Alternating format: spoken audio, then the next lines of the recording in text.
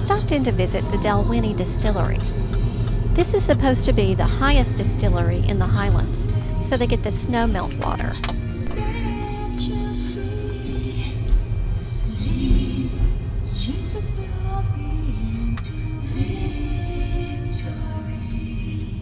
They gave us a nice tour and showed us how they make everything. They also had a nice display with a bunch of historical things about the history of Scotch.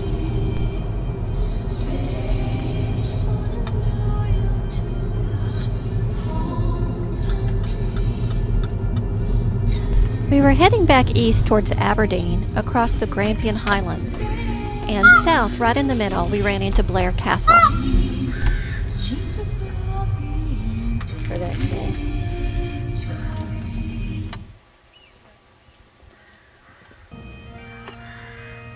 Instead of being home to a Blair family, this castle is home to the Stuarts and Murrays of Atholl.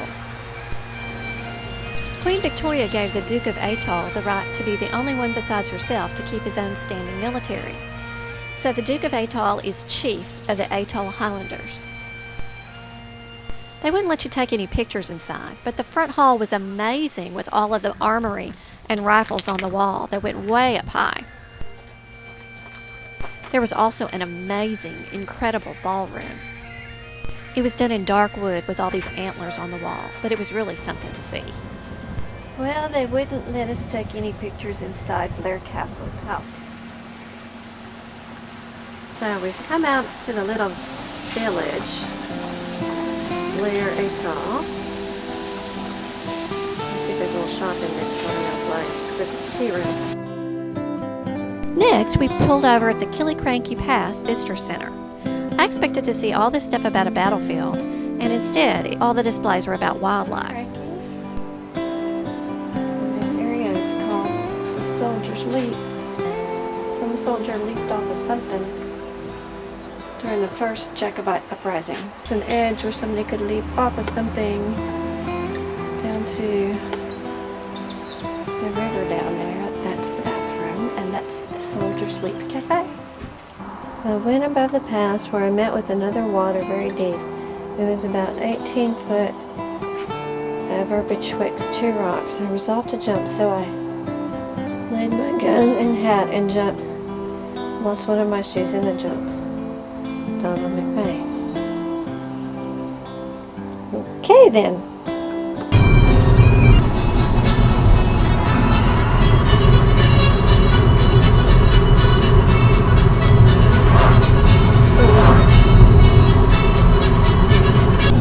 Continued on up into Angus, which is in the heart of the strawberry and raspberry growing country, and we spent the night in a town called Blair Gowrie. The next day we went to a small village called Meigle. They had this museum there of these Pictish stones. A little speech on that. The museum was in this tiny old church building. This area was a royal burgh during the time of the kingdom of the Picts. This is the one that's around Glamis.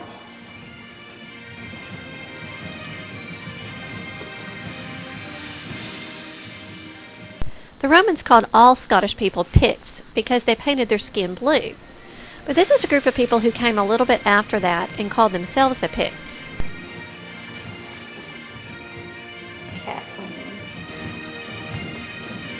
The Picts made some incredible carved stones, but there's a lot of debate about the meaning of everything. The Picts converted to Christianity and carved crosses.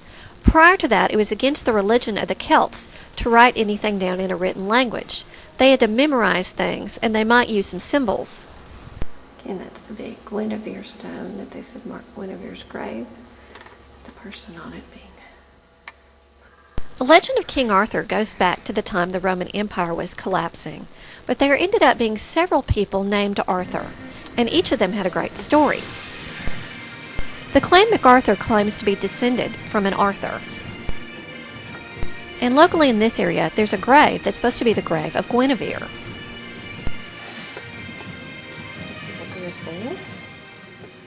Like Pictish, they said, was carved around the time the Vikings were beginning to influence them.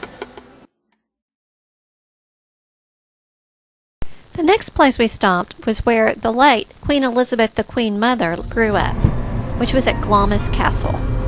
Glamis is supposed to be haunted. My guide told me another guide lady there had seen a woman disappear down a dead-end corridor, and when she went around the corner, she wasn't there anymore. Once again, they wouldn't let us take any pictures inside. There's a lot of security here because the royal family still comes here. Prince Charles recently found the baby bed that his mother, Queen Elizabeth, was rocked in, and so he brought it and donated it to the room dedicated to her here.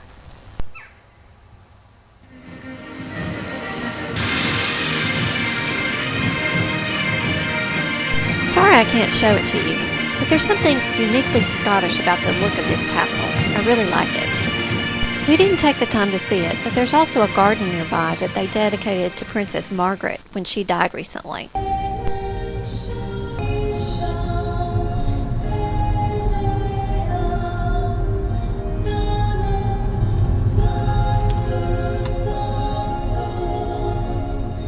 As soon as you go back out the entry drive, you're at the little village of Glamis. And we went there to the manse, or the parsonage, to see this Pictish stone that's in the yard there. Now we're in the churchyard, well, the yard of the manse of the Glamis church, just like the parsonage. Here's the back, I think, of this Pictish stone. Looks like it's got on it like a diamond ring, and a fish, and a serpent. Let's see what's on the other side. So there we have our cross. Well, you can barely see them, two men fighting down there.